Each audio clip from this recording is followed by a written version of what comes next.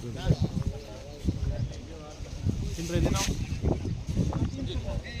ஆண்டாரமடம் அணைக்கட்டு பகுதியில் பொதுமக்களோடும் அதிகாரிகளோடும் நானும் ஊராட்சி ஒன்றிய பெருந்தலைவர் திரு ரவி அவர்களும் திராவிட முன்னேற்ற கழகத்தினுடைய ஒன்றிய செயலாளர் திரு காசு ஜெகதீசன் அவர்களோடு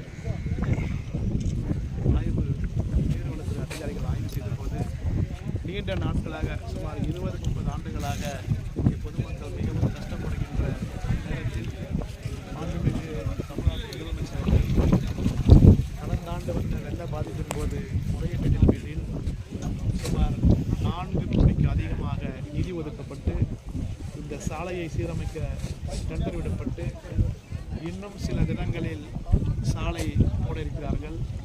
அதே நேரத்தில் சுமார் 80 கோடிக்கும் மேலாக நிதி ஒதுக்கப்பட்டு நீர்வளத்துறையின் சார்பாக கரைகளை பலப்படுத்துவதற்கு நான்காக சிமெண்ட் வால் கட்டப்பட்டு மிகவும் சிறப்பாக தடுக்கப்பட்டுள்ளது. நமக்கு இதன் பிறகு பெருமழை பெய்தாலும் கூட மக்களுக்கு எந்த ஆபத்தும் ஏற்படாத அளவிற்கு இங்கே சிறப்பாக வேலை நடைபெற்றுக் கொண்டிருக்கிறது.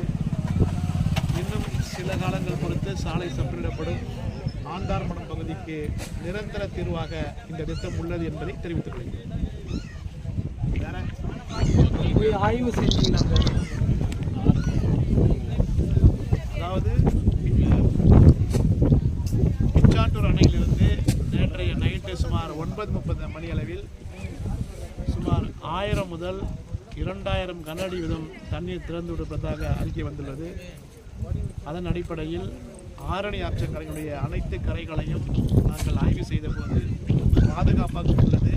மேற்கொண்டு தண்ணீர் திறந்துவிட்டாலும் கூட மக்களுக்கு எந்த பாதிப்பும் வராத அளவிற்கு அனைத்து பணிகள் நடைபெற்றுக் கொண்டிருப்பதை தெரிவித்துள்ளேன். சார், ஓரிரு இடங்களில் இன்னும் தண்ணீர் வடியாமல் இருக்கிறது. அதை உள்ளாட்சி பிரதிநிதிகள் மிக சிறப்பாக வேலை செய்திருக்கிறார்கள். இன்று மாலைக்குள் அனைத்து இடங்களிலும் தண்ணீர் வெளியேற்றப்பட்டுள்ளது.